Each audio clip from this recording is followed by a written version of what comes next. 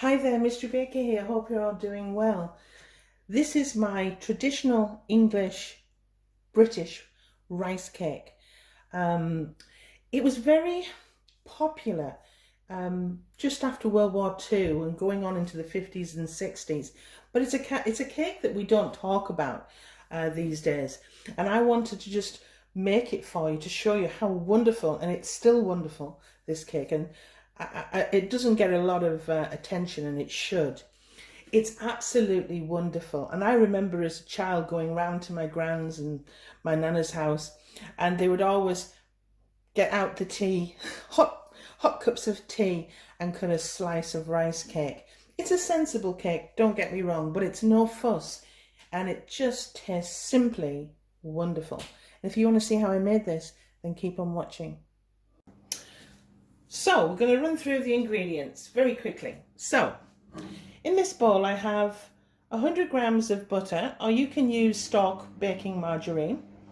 I've got 100 grams of caster sugar in the bowl. You'll need two whole eggs, and 5 tablespoons of milk. Okay, and I have a bit of almond extract here, but you can use lemon extract. I'm going for the almond because I think the ground rice gives a nuttiness that it really kind of works with almond. But you don't have to put any of these extracts in, okay? It's up to you. I've got, in this bowl, I have 150 grams of self-raising flour, and I've put 1/4 teaspoon of baking powder. And finally, this is the magic. This is the va-va-boom.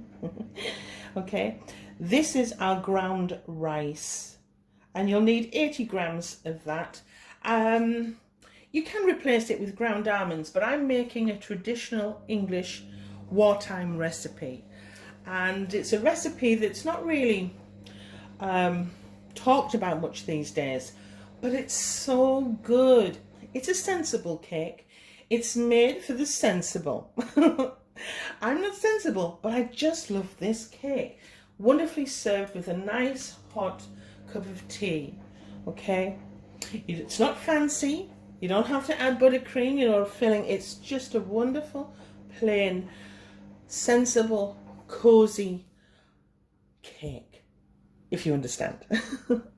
So I'm going to set up now, and we're going to start this.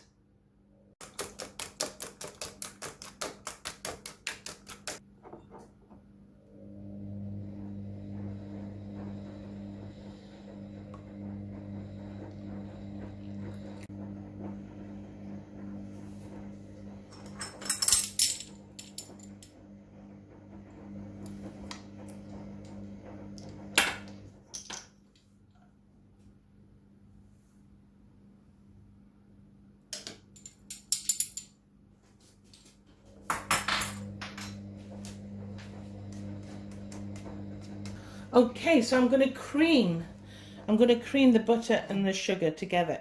It's probably one of the most important stages of a cake. The rest is just a formality. When you're creaming the cake, because this is for my beginners, make sure that when you're creaming your butter and your sugars, make sure that you do it well, okay?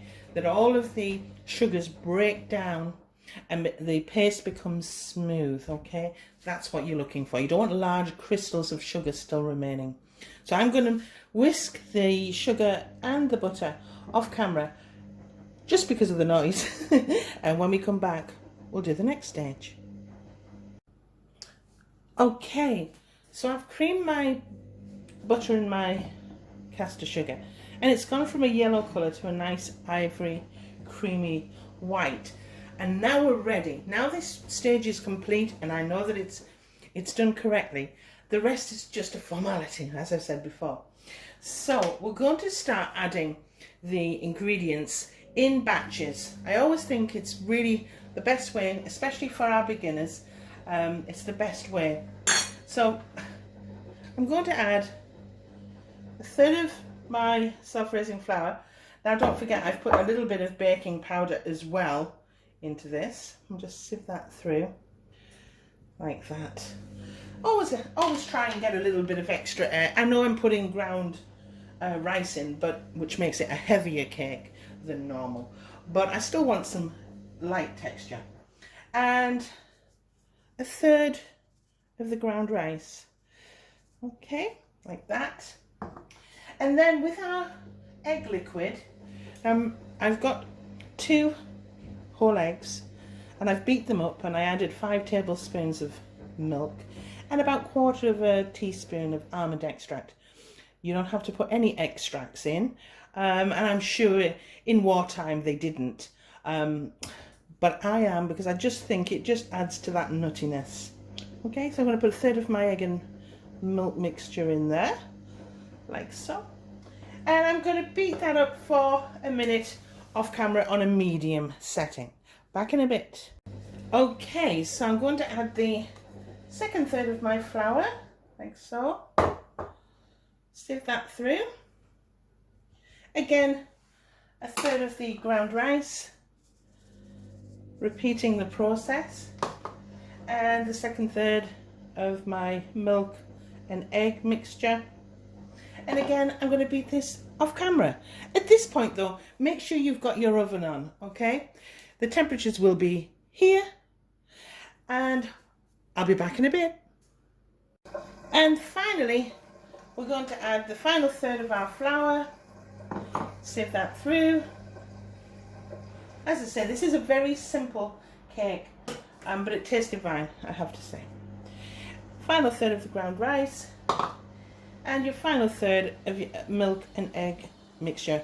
Bearing in mind, I do have some almond extract. Now I'm going to beat this for about 30 seconds at the most. Once you've creamed it, you don't need to, when you're adding your thirds of flour and rice and egg, you don't need to beat it for 5 minutes. It's just a 30-minute increments. Sorry, not 30 minutes. No, please don't. 30 seconds, okay? 30 seconds. Back in a bit. Okay, so I've beat all of the ingredients together in the bowl like so. And it's a looser batter than the average cake mixture, but don't panic, because that's exactly how it should be. Okay, so I've got my loaf tin, and what I've done, rather than lining the entire loaf tin with greaseproof paper, I've just buttered all of the tin, and then I've added just a strip of greaseproof paper, and it's higher than the cake tin, so you can literally just pull the cake out once it's cooled. So we're going to get this in now. So get it all in. So waste not, want not here, because I don't like wasting. As I say, this is great for a rainy day. You've come in, it's cold outside, or it's your supper and you're thinking, what can I have for supper? Because this cake will last, it will last a week, okay? As long as you cover it and keep it in an airtight container. And you can just go to the fridge or your airtight container, pull out a slice, cut yourself a slice, and away you go. And I'm just smoothing that to get it into the cake tin evenly. Okay, you want an even spread. There will be some raising in the center possibly, but that's quite normal. Don't panic. And that's going to go into a preheated oven. All the temperatures and etc. will be here again for you. I'm going to get this in the oven. I'm going to wash up, and when we come back, I'll show you it coming out of the oven. Back in a bit. Okay, let's get this out of the oven, shall we? Oh, it's hot. It's hot. There we go. Now, that's took me between, well, it was actually 38 minutes. So between 35 and 40 minutes it will require baking in the oven. And I suppose that's all determined by how efficient your oven is. Don't keep opening your oven door, just let it do its thing. And around 30 minutes, check it. Just pierce it with a cocktail stick. And if it comes out clean, then you know it's ready to come out of the oven. But anyway, I'm going to allow this now just to cool naturally. And in about an hour's time, I'll remove it from the cake tin. because it's very hot and I just want to leave it now. Just leave it, let it just settle on its own accord. And if you hang about, I'll cut this bad boy back in a bit. Okay, so I've cut the cake, and it's always best served with a hot cup of tea, always. It's absolutely delicious, and the great thing about this cake, it will last for a week. I mean, it won't in my house. It won't last a week, but it can. So it's one cake you can make and just not think about it after that. You can just come home from a hard day's work, or if you've been out and about, and when you get home, grab yourself a brew and cut yourself a slice of this cake. It is divine. And without further ado, I'm going to cut myself a slice, or just a little, just a little, just a little. Thank you. It just brings back childhood memories. It's such a shame that people don't make this cake as often as they should. I'm a traditional home baker, as you know, and this is just one of my favourites. Thanks for your time. Don't forget to hit like and subscribe if you haven't already. And if you've made this cake before, what are your thoughts? Thanks for your time, everyone. Bye.